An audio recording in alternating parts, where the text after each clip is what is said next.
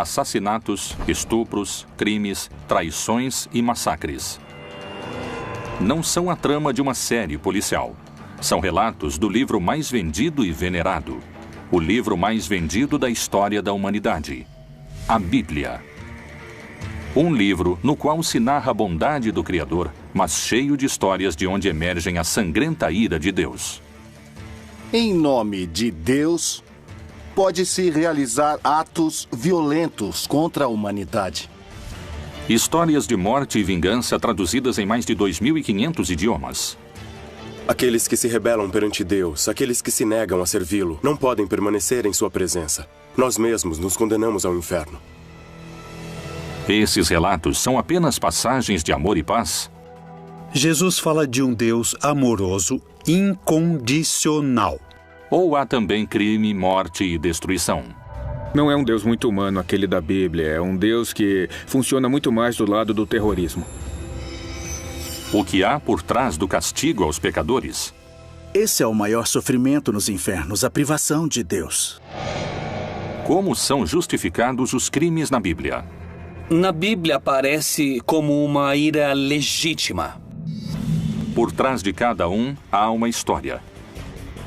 Mas é história oficial? Ou há segredos ainda não revelados? A ira de Deus. Outro enigma da Bíblia. Cidades inteiras aniquiladas. Meninos mortos em episódios que têm Deus como protagonista. Os crimes, o castigo e o perdão são algumas das ações que se encontram nas páginas bíblicas. Até onde pode chegar o castigo divino? O que acontece quando os infiéis desafiam ao Senhor? Há muitos momentos em que a ira foi legitimada no texto bíblico, quando se trata de uma ira que provoca a ação. A ira que se desencadeia contra a violência. A ira que se desencadeia contra a injustiça. Homens que reagiram contra o desvio de um projeto social. Turquia. Na fronteira do Irã com a Armênia, se encontra o Monte Ararat, um vulcão inativo de mais de 5.000 metros de altura. A tradição cristã indica que aqui estariam os restos da arca que levava o único sobrevivente de um dos maiores atos da ira de Deus. O dilúvio universal. A Arca de Noé é um relato que temos que ler junto com o relato da criação, porque é uma segunda criação. A única diferença é que existe um componente novo, ou seja, a primeira criação de Deus havia sido corrompida, havia tido uma grande decadência moral, e Deus decidiu destruí-la. Mas ele decide não acabar com tudo, resolve deixar uma pessoa justa e a família dele. Essa pessoa é Noé. E disse o Senhor: destruirei o homem que criei de sobre a face da terra, desde o homem até o animal, até o réptil e até a ave dos céus, porque me arrependo de os haver feito. Noé, porém, achou graça aos olhos do Senhor. Então Deus decide falar a Noé e ordena que ele construa uma grande embarcação. E, de acordo com o relato bíblico, ainda não havia nunca chovido sobre a terra. A chuva era um fenômeno inovador naquele momento. Mas a arca se converteu especialmente num símbolo de salvação, de proteção. Na arca subiriam apenas 8 pessoas. Mas Deus recomenda a Noé salvar não apenas seres humanos, mas também a diferentes animais. Porque eis que eu trago um dilúvio de águas sobre a terra, para desfazer toda a carne em que há espírito de vida debaixo dos céus. Tudo o que há na terra expirará, e de tudo o que vive, de toda a carne, 2 de cada espécie farás entrar na arca, para os conservar vivos contigo. Macho e fêmea serão. Foi um dilúvio que caiu sobre todo o território que era habitado naquela época.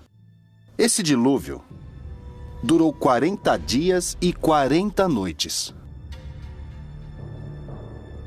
Deus levou apenas 40 dias para acabar com toda a vida sobre a terra. Mas o que os homens haviam feito para provocá-lo? Por que também morreram todos os animais? Qual seria o sentido de semelhante castigo? Todos os mitos são um mundo simbólico, não são um mundo histórico nem realidades. Estão mais para realidades virtuais nesse aspecto. Então o mito de Noé nos fala como a divindade falhou em sua criação, porque tem que voltar ao começo, mas não vai começar do zero. Um casal de cada espécie é levado. A história de Noé pretende mostrar como é o repovoamento da terra através de seus filhos. Por isso, através desses 3 filhos de Noé, de Cã, Jafé e Sem, vêm as raças humanas, os semitas, os jafetitas, os camitas. Então, é como o repovoamento do mundo. É uma história etiológica, ou seja, mostra a origem de algo. Os mitos fazem referência às divindades, mas nos revelam quem somos. A espécie humana quer ser uma espécie puríssima, quase anjos. Mas no final somos humanos que aprendem por tentativa e erro. E o Deus desses humanos se parece com os humanos. Assim, Deus destruiu toda a sua criação e deixa que a família de Noé viva. O único justo. A missão deve povoar a terra. Mas o que despertou a sua ira? Qual foi o motivo de tal destruição? Na época do dilúvio, menciona-se também que houve uma corrupção e uma degeneração absoluta. Isso Deus não pode suportar. Depois do dilúvio universal, a humanidade começou a reconstruir a si mesma. E é assim que se fundou Babel, uma cidade onde Deus voltaria a desencadear sua fúria. Até onde pode chegar a ira de Deus? Poderíamos entender a Torre de Babel como a Torre da Babilônia. E é uma torre que é feita com a intenção de chegar até o céu daqui da terra. É o homem tentando alcançar a Deus. No mundo mesopotâmico e no mundo do Oriente Próximo, eram feitas grandes construções chamadas zigurates. Os zigurates eram montanhas escalonadas que costumavam ter até 7 pisos, eram muito altas.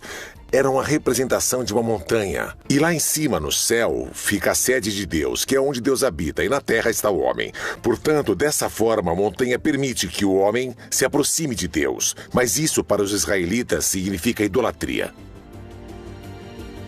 A Torre de Babel realmente existiu? E se foi assim, por que sua construção havia irado a Deus? Essas não são as únicas histórias que muitos estudiosos vinculam à ira de Deus. O Deus da Bíblia não é bom, é um Deus mau. É um Deus que nos provoca temor. A ele temos que obedecer e render culto, porque tem todo o poder, porque pode nos prejudicar. Deus se incomoda com o desafio que o homem pretende lhe oferecer. A intenção do homem não é crescer. A intenção do homem não é evoluir, não é desenvolver-se. A intenção do homem é alcançar a Deus, o que se constitui um desafio. E esse desafio é o que vai ser castigado. A Torre de Babel representa o orgulho do homem, a vaidade ao tentar alcançar o céu por sua conta, que foi o mesmo pecado do Jardim do Éden. Sempre que tentamos ser Deus, Deus dá um fim a essa situação. Por isso, ele destrói a torre, separa o povo e cria idiomas diferentes, razão pela qual não podem se comunicar entre si como antes. E o Senhor disse: Eis que o povo é um, e todos têm uma mesma língua. E isto é o que começam a fazer. E agora não haverá restrição para tudo o que eles intentarem fazer. Desçamos e confundamos ali a sua língua, para que não entenda um a língua do outro. Deus é cruel e invejoso. Quando uma pessoa está chegando à perfeição, Deus se enche de inveja e cria impedimentos, cria travas. Alguns especialistas afirmam que a ira de Deus encontra seu ponto mais alto no inferno.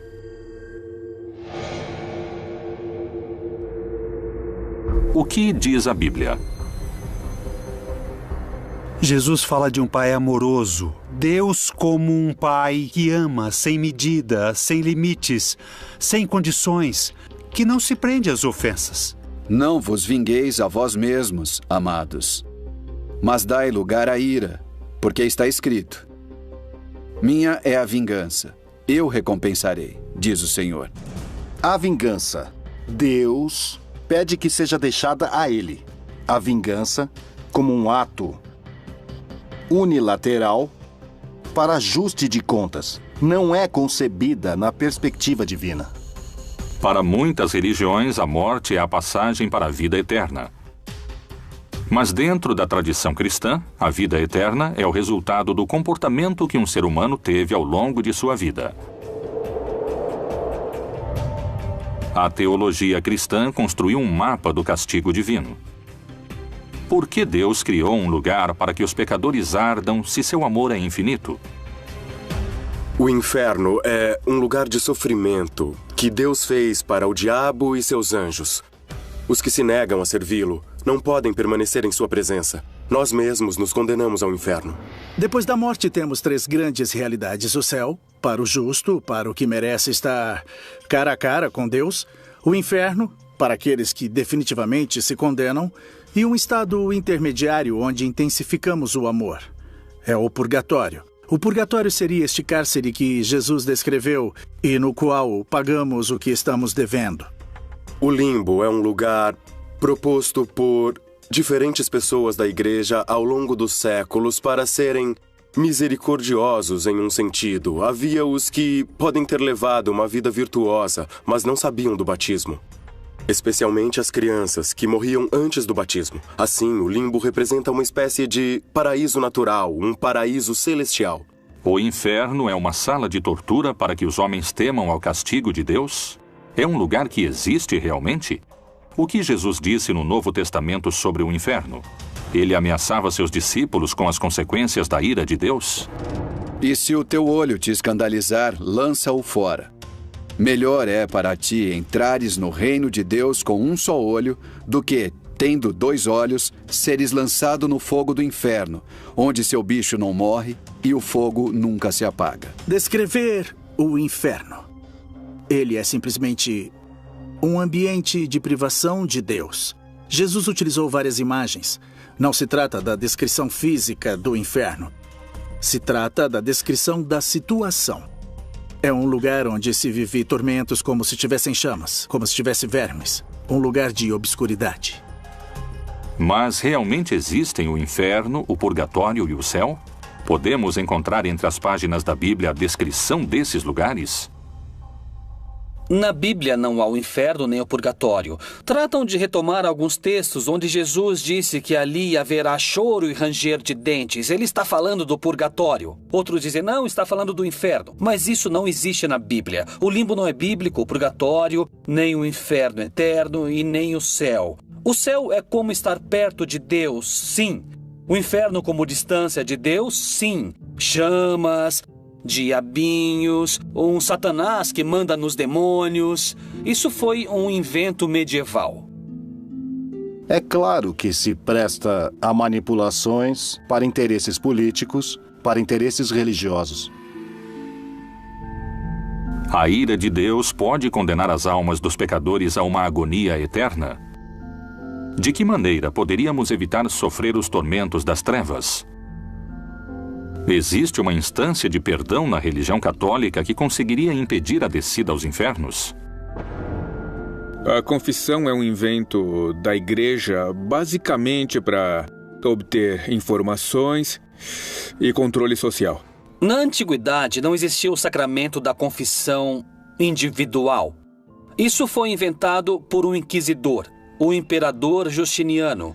Na época de Justiniano, no século VI, foi inventada a confissão privada para os católicos.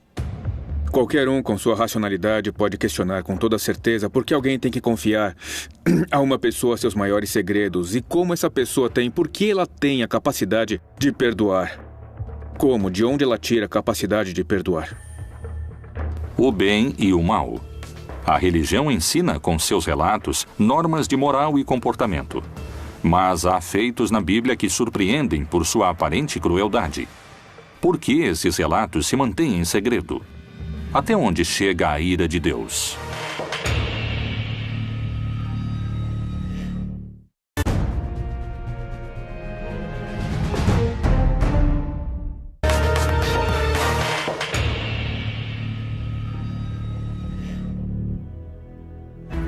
A ira de Deus se desencadeia com força sobre os crentes pecadores. O que acontece com os ímpios? Será que Jeová é mais cruel com aqueles que creem em outro Deus ou renegam o seu poder? O pecado é, segundo os estudiosos, uma transgressão voluntária dos preceitos religiosos. Quais castigos mortais teriam sofrido os que se dispuseram a pecar?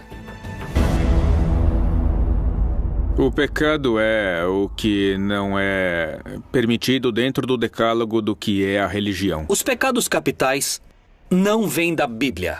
Sem dúvida que a ira é um dos pecados. Na igreja o chamamos de pecados capitais. Ele é um pecado que pode engendrar outros. E Deus nos pede para nos desfazermos de todo tipo de pecado, inclusive da ira. Os mais importantes são os que nascem no corpo e precisam do corpo para pecar. Deixa a ira e abandona o furor. Não te indignes de forma alguma para fazer o mal, porque os malfeitores serão desarraigados. A ira é quando você não controla a irritação.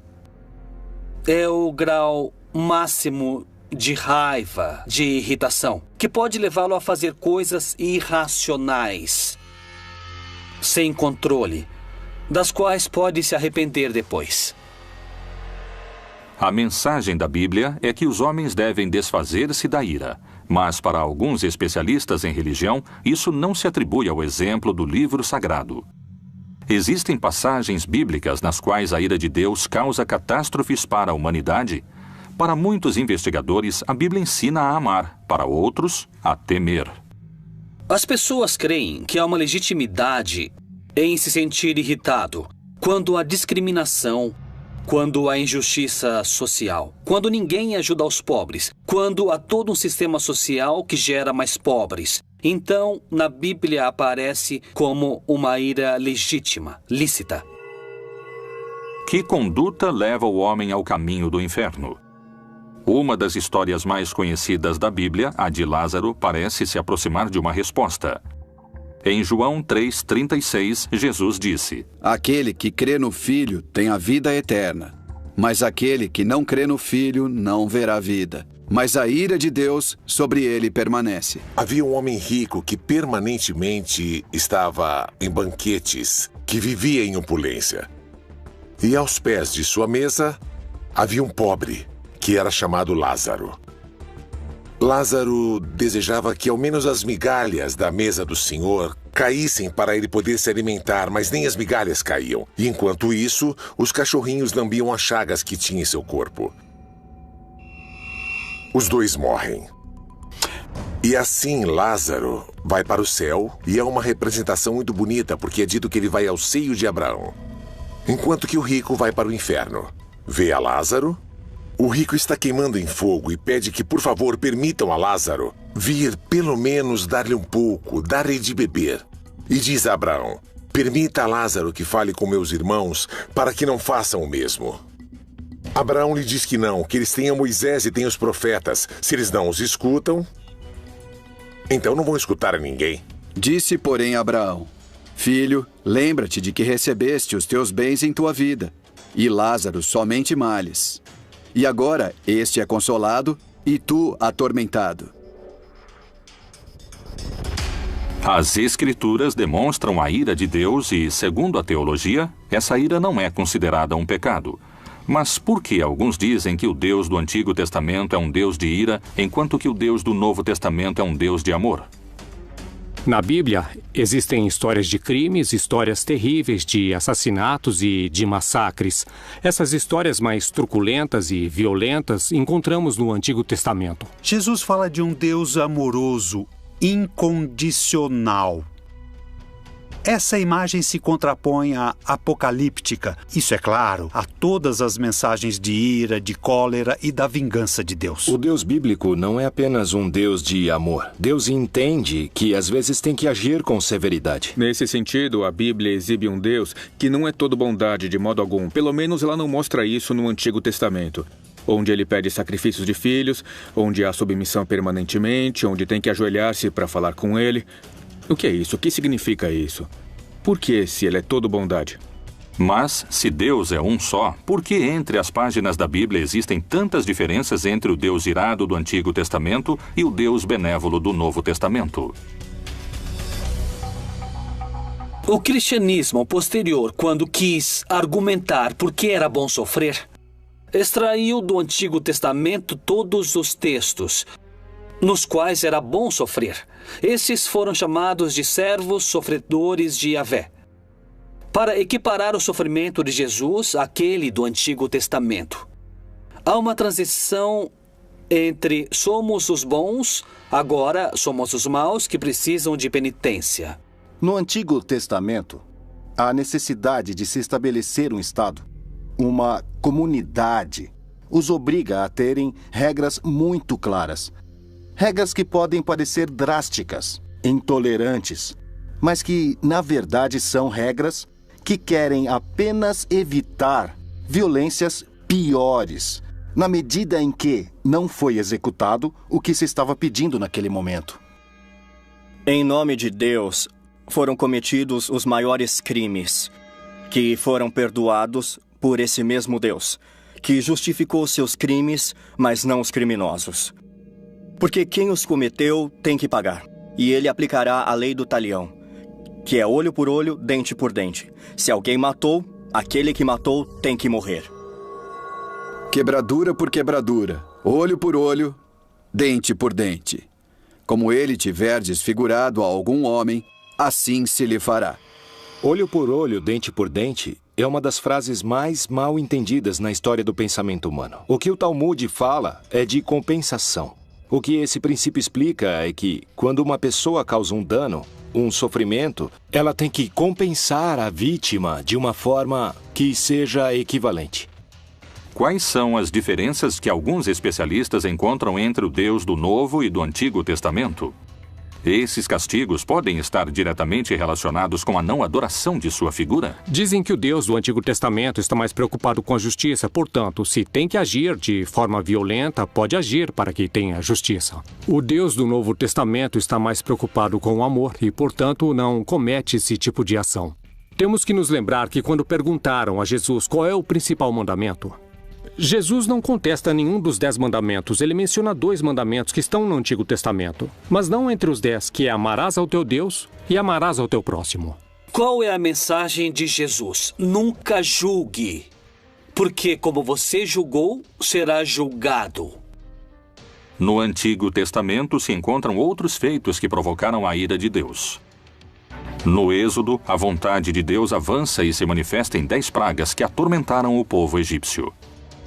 O relato das pragas é encontrado justamente no que conhecemos como o livro do Êxodo, ou também conhecido como o segundo livro de Moisés. É uma luta entre duas vontades. A vontade do faraó, que representa o poder do paganismo, e por outro lado Moisés, o profeta de Deus, de um Deus libertador e um Deus que se opõe à deificação dos governantes.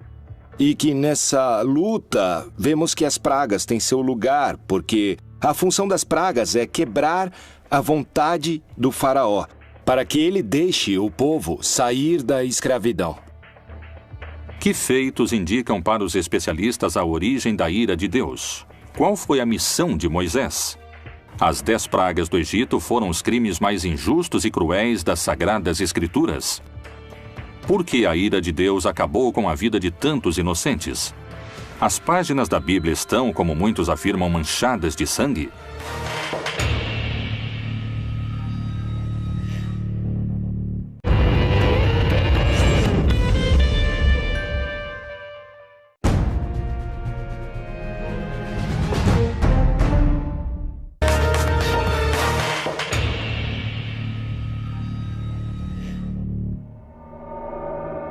As 10 pragas do Egito são alguns dos relatos mais surpreendentes dos textos da Bíblia. Mas elas realmente existiram? A ira de Deus pode ter sido tão severa sobre milhares de egípcios? Há uma explicação científica que valide o relato bíblico?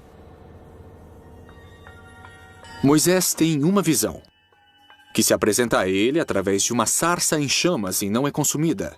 Através dessa sarça, Deus pede a Moisés que liberte o povo de Israel do Egito, como todo bom profeta, Moisés, em princípio, recusa a missão que Deus lhe encomenda e diz que não está preparado, porque eu? Mas Deus insiste que ele é a pessoa. Moisés havia levado uma vida comum até o momento em que Deus se apresentou com uma missão, talvez a mais significativa na história da religião. Moisés vai até o faraó e diz a ele que Deus mandou lhe dizer que deixe o seu povo ir. O faraó não aceita e por isso, então, Deus começa a mandar castigos, como encontramos em algumas traduções, mandar pragas ao faraó do Egito, para que liberte o povo. Diante da negativa de dar a liberdade ao povo de Moisés, o faraó recebe o castigo de Deus. As pragas divinas começam a recair sobre a população indefesa do Egito. Jeová lhe mostrou o que deveria fazer. Eis que eu, com esta vara que tenho em minha mão, ferrei as águas que estão no rio, e tornar-se-ão em sangue. E os peixes que estão no rio morrerão. E o rio cheirará mal, e os egípcios terão nojo de beber da água do rio. Há uma simbologia muito forte aqui. O rio Nilo era um rio adorado por eles, porque na verdade viviam do rio. E transformá-lo em sangue é transformá-lo em uma coisa impura. O faraó pede a Moisés que, por favor, detenha a praga. Deus age, a praga se detém, e uma vez a praga detida, o faraó volta a endurecer seu coração, e então começa novamente o ciclo, com uma nova praga. Depois da promessa do faraó e seu posterior arrependimento, Deus entende isso como traição, e seu contra-ataque é mais forte. Porque esta vez enviarei todas as minhas pragas sobre o teu coração, e sobre os teus servos, e sobre o teu povo, para que saibas que não há outro como eu em toda a terra. O que se mostra nas pragas é uma progressão sucessiva que vai aumentando sua atividade e sua agressividade. Depois vem as rãs, as chagas e os mosquitos, de novo animais que transmitem impurezas. Dentro dessa cadeia, aparece uma praga que são os piolhos. Encontramos a praga das moscas. Além disso, certas irritações que provocam, por sua vez, também o advento de novas pragas. As pragas que começam a castigar o Egito são cada vez mais perigosas, mais violentas, mais letais. E diante de cada praga, progressivamente, eles iam enfrentando o poder de Deus e o poder do faraó, que se considerava filho dos deuses. Tá legal, talvez sejam relatos folclóricos, mas a simbologia é forte. O que há por trás disso é uma profunda mensagem de quem tem o poder. E em qualquer etapa da história humana, os poderosos têm o poder. Mas aqui o poder está invertido, porque acontece que o poderoso é o fraco. Ou seja, quem tem o poder é o Deus dos escravos, e não o contrário. A mensagem que Moisés leva ao faraó da parte do Deus hebreu é um desafio à sua autoridade, e por isso que é tão difícil convencê-lo. Mas a resposta do faraó foi ainda mais desafiadora e fez com que a fúria de Jeová se desencadeasse de vez. Não é um Deus muito humano aquele da Bíblia, é um Deus que funciona muito mais pelo lado do terrorismo. Temos que obedecê-lo porque causa medo, não porque é uma pessoa, porque é um ser que é todo bondade. O Deus da Bíblia não é bom.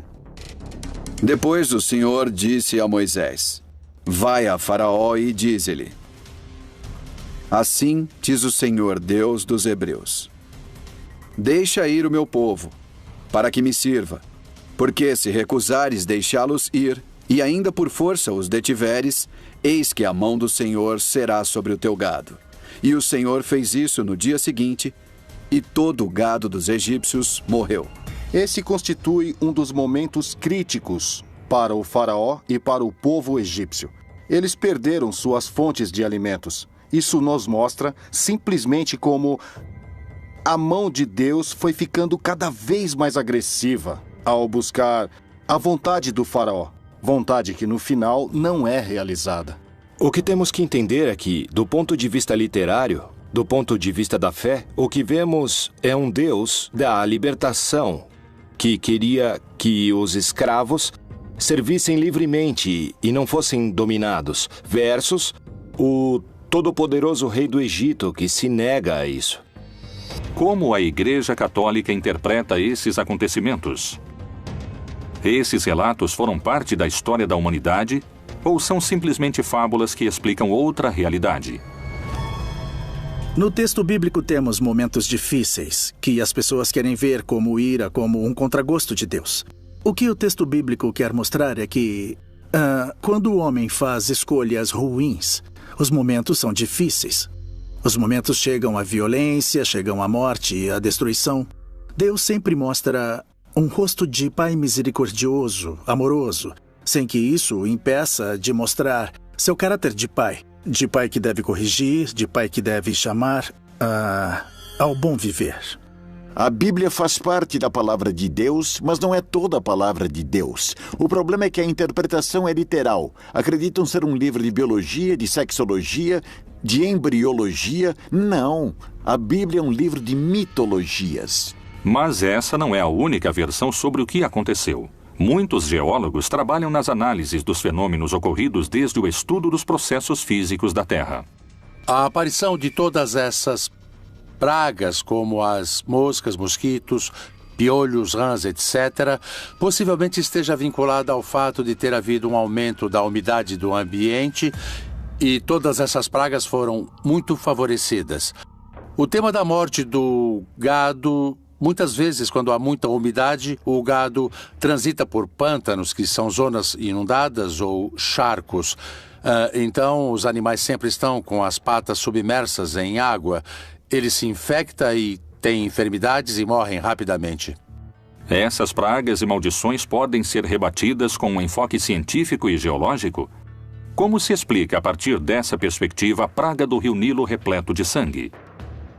Muito possivelmente esteja vinculada a uma explosão da vida dentro do próprio rio, que era basicamente de algas vermelhas, que mudavam a coloração da água.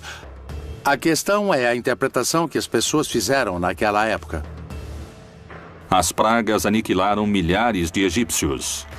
O Egito sofreu com o lado mais sombrio de um Deus sem misericórdia.